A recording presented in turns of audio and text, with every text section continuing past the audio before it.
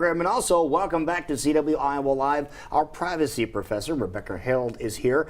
And with all the talk we have of fake news and some of these videos that are popping up all over the place that they're not real, they can't be real, decided to have you come in and try to explain some of the methods of the madness. Yes, definitely, because we're coming into the holiday season.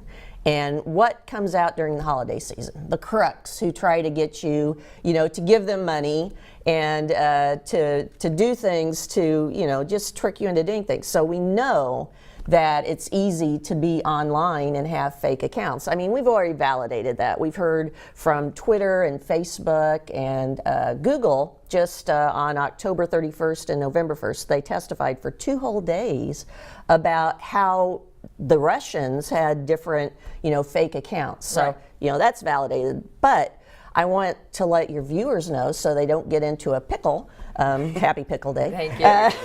So they don't get into a pickle when they're doing their shopping and falling for this, because it's not new, but it's being refined, and these fake accounts are being more realistic all the time. So I want to help your viewers understand that you can't believe everything you see online, and I want to let them know a few ways you can kind of identify if you're looking at a fake site, or also if you see fake information from a fake account, how to tell that those are fake. All right, what are some of the things we need to keep an eye out for? Well, first of all, look at the URL, look at the address at the top of your browser that shows where it's at. One site that was fake that a lot of people shared information from as being real news was one called abcnews.com.co. It had that .co at the end, but because it was the ABC News at the beginning, a lot of people thought that that was real information. So they shared that. So number one, look at the URL and see if it's a truly valid one. Anytime you see the .co at the end with no M after it, that's often a signal that that might be a fake website, and actually they've taken that one down now. The .co actually is a URL domain that indicates it's from Colombia, South America, but anybody can use a .co. You can actually get that domain. So look at that. Also, look at some of the photos. It's very easy to take old photos or doctor photos that have been online for a long time and put them into different sites and then claim that it's a different situation. We see this a lot with maybe endorsing different types of products. People will take a photo of a celebrity or someone else that's famous, and they'll put it into their particular location and say, oh, look, we have this endorsement. This is a real product because here's someone you can trust. And they are really promoting this. What you can do in that case is to actually take that photo, and Google has something called Google Images. If you actually take a photo and paste it into the Google Images, it'll do a search for that image online, and it'll come back and show you every place that image has been. Really? If it can find other places. And that's very good, because that way you can see if this image that's being, put in one place and being claimed to be something is actually a photo from a long time ago. A vacation photo. A vacation photo. This is also a good place to go if you want to see if somebody's been using your family photos inappropriately. I mean, that's a different topic, but there's a lot of scammers out there that will actually take your legitimate photos of your children, of your vacation, and they will use it for their own purposes. So if you wonder about that, and everybody puts photos online now. I mean, Instagram, Pinterest, and Facebook. this is just on the Google Images area? Yeah, go to the Google Images and you can see that.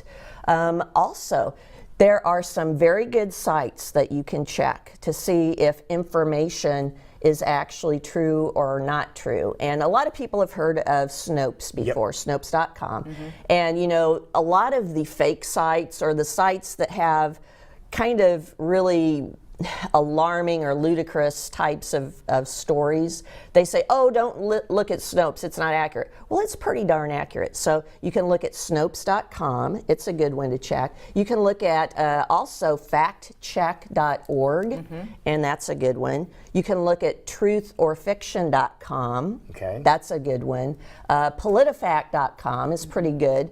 I always like to check on 3 different sites because, you know, it helps me to validate that what they're finding is actually good. Then there's one called Truth or Satire, and I think they're being kind by calling it satire when it's all out lies, but you know, it'll tell you as well.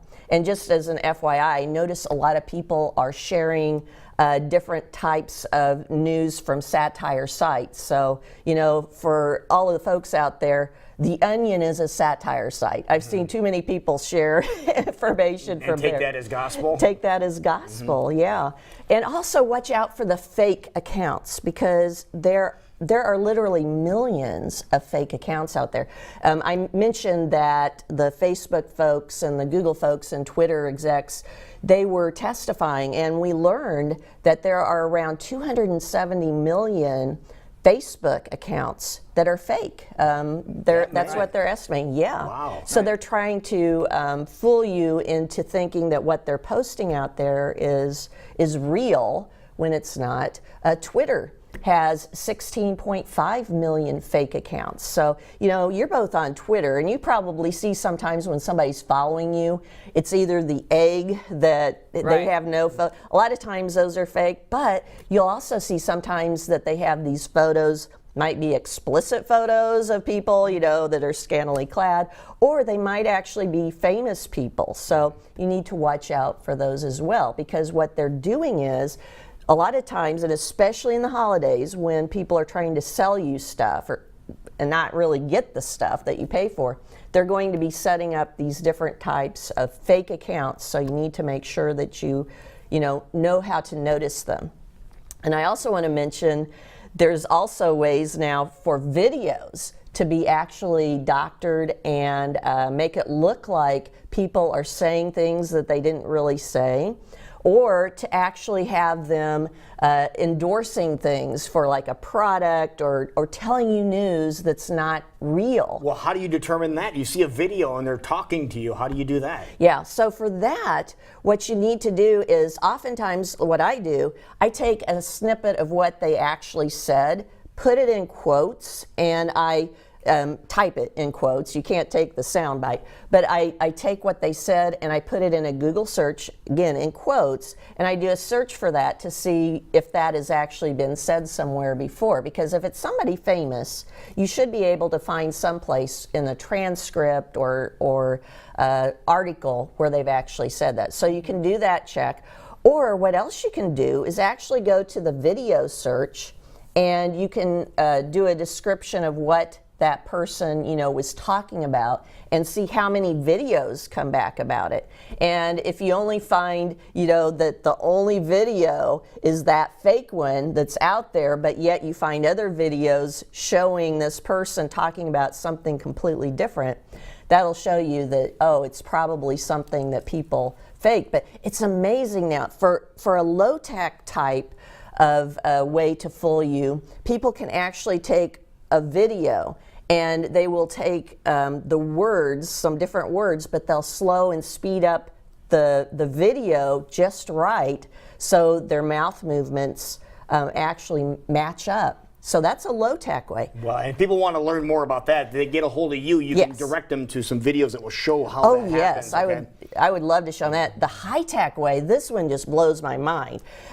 Is when you actually have what's called an actor, and the actor is doing their face, you know, different ways to an actual video. They can actually change the video through new technology so that the person in the video, and the example I have is George W. Bush, his face is actually moving the same as the actor. And you can link them to that one, and too. I can link them to that, too. Now, if people want to get a hold of you, what's the easiest way to get a hold of you? Yeah, you can go out to my Simbus360.com, my privacyprofessor.org, or on Twitter, I'm privacyprof, and I like to put different types of news out there to keep people aware of what's going on. In my business, I like to help businesses because they're targets of these scams too. So that's what, for my business, I like to help them stay aware of these things.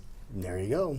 Wonderful. Well, always great to see you, Rebecca. Thank you for helping Thanks. us keep us safe, especially as we're heading into the holiday season. Yes. So make sure you're staying aware. A lot of these tech companies, they have so much coming at them, they can't catch things, but you can as long as you're being safe out there. All right, we'll be right back.